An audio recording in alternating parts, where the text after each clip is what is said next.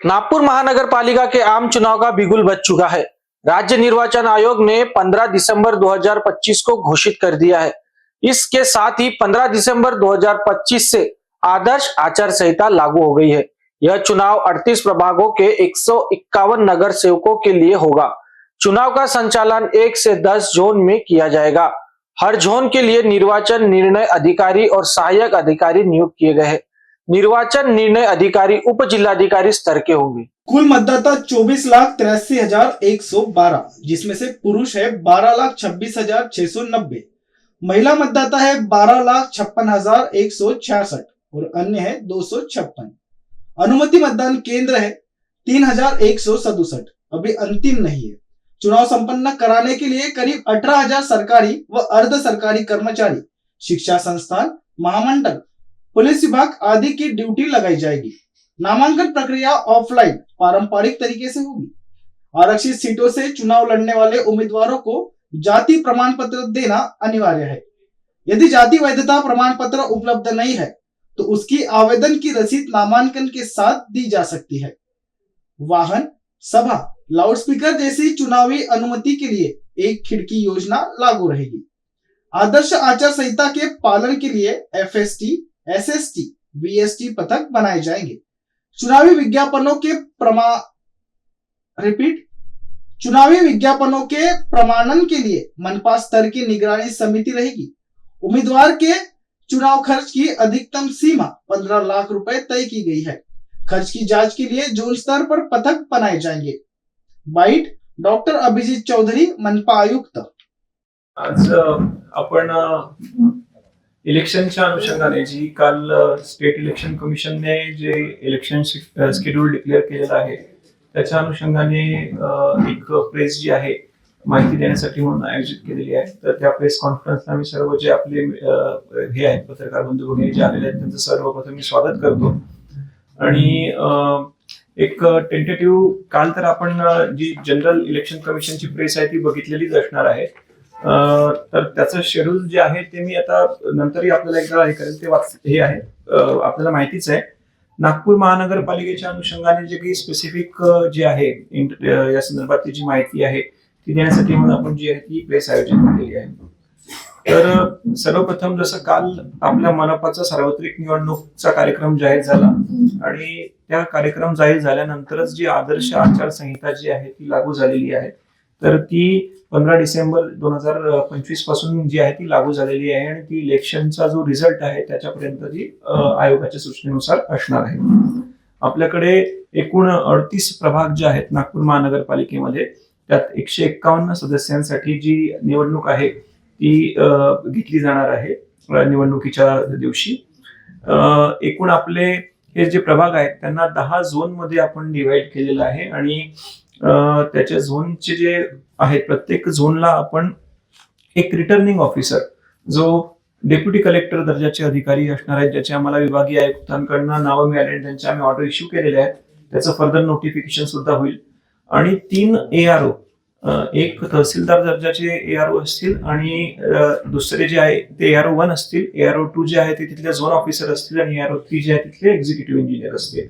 तर हे प्रत्येक झोन मध्ये जे येणारे प्रभाग आहे त्याच्यासाठी ही एक यंत्रणा असणार आहे, एक RO आणि 3 ARO आणि त्यांच्या याच्यामध्ये म्हणजे they will conduct the elections in respective zones.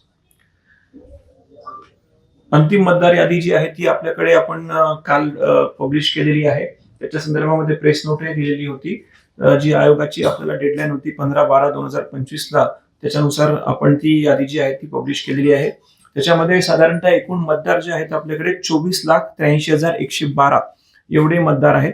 पुरुष मतदार 12,26,690 आणि स्त्री मतदार 12,56,166 आणि इतर मध्ये 256 मतदार आहेत। तर असे एकूण 24,83,112 मतदार आहेत। हे आपल्याला जी प्रेस नोट दिलेली आहे शेअर केली आहे त्याच्यामध्ये ऑलरेडी ही माहिती आहे। मतदान केंद्राची संख्या जर आपण बघितली तर साधारणतः 3,000 ते 3100च्या दरम्यान जे आहे ती मतदान केंद्र आपल्याकडे असणार आहे। आयोगाच्या ज्या सूचना आहेत की 4 सदस्यीय जे प्रभाग आहेत त्याच्यामध्ये साधारणतः 800 ते 900 जे आहे एक रफली त्यांनी आपल्याला दिलेला आहे अंदाज हे करण्यासाठी की इतके मतदार असतील असं एक मतदान केंद्र असावं.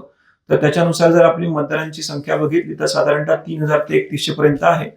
काही ठिकाणी आपण कमी पण मतदार जोडतो कारण की तिथे जॉग्राफिकल एक्सपान्स वगैरे जो आहे तोही आपल्याला कन्सिडर करावा लागतो, कारण त्याच्या संदर्भात या आयोगाच्या सूचना आहे की काही ठराविक अंतराच्या पलीकडे जाण्याची गरज नाही पडली पाहिजे म्हणून. तर ते कन्सिडर करून आपलं होईल आणि त्याची वाटतं 22 तारखेला आपली 20 तारखेला जे आहे मतदान केंद्रांची यादी जी आहे ती आपली येणार आहे. याच्यासाठी स्टेट इलेक्शन कमिशनकडे म्हणजे जिथे महानगरपालिका क्षेत्रामध्ये आता जी आपली आचारसंहिता आहे ती महानगरपालिका क्षेत्रापुरता आहे आणि इलेक्शन कंडक्ट करण्यासाठी आता जो स्टाफ असतो इलेक्शन डिक्लेअर झाल्यापासून तो आयोगाकडे डेप्युटेशनवर आहे असं मानलं जातं आणि त्या अनुषंगाने आयोगाने आयुक्तांना जे अधिकार दिलेले आहेत त्याचा डीओ आमचा रोल असतो बेसिकली की इलेक्शन कंडक्ट करण्यासाठी मॅन पॉवर, मशिनरी, जे इतर साधन सुविधा असतात त्या प्रोव्हाइड करणं हा जो रोल असतो तो महापालिका आयुक्त करतात आणि त्याच्या अंतर्गत आता आपण वेगवेगळे जे कर्मचारी आहेत महानगरपालिकेचे इलेक्शन कंडक्ट करण्यासाठी तर ते आपण आपल्याकडनं नियुक्त केले जातील आणि ते झोनवर आपली जी टीम्स आहेत त्याच्यामध्ये त्यांचं प्रॉपर ट्रेनिंग घेणं, पुढचे ईव्हीएमच्या बाबतीमधले प्रिपरेशन आणि या सगळ्या प्रक्रिया ज्या आहेत त्या चालतील. आपल्याकडे आपण स्ट्रॉंग रूम्स ज्या आहेत त्याही आपल्या काही ठिकाणी ज्या दाईच्या झोनच्या आहेत त्या टेंटेटिव्हली आयडेंटिफाय केलेल्या आहेत. त्यांचं फर्दर नोटिफिकेशन जे आहे ते प्रॉपर आपलं जेव्हा इलेक्शन नोटिफिकेशन मध्ये आहे तेव्हा आपण ते नमूद करू.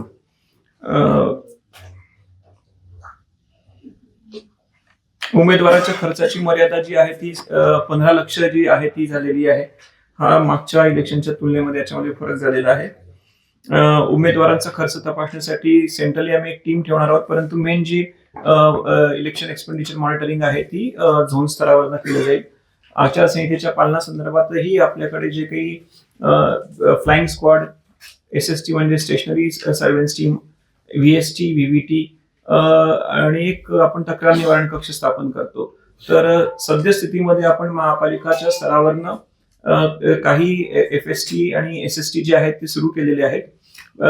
जसे जसं आपलं आता प्रोसीड होईल आणि ROs जॉईन करतील तसे झोन स्तरावरती अतिरिक्त गरजेनुसार ऍडिशनल SSTs, FSTs जे आहेत आणि इतर टीम ज्या नियुक्त करण्याचं काम आहे ते चालू राहील.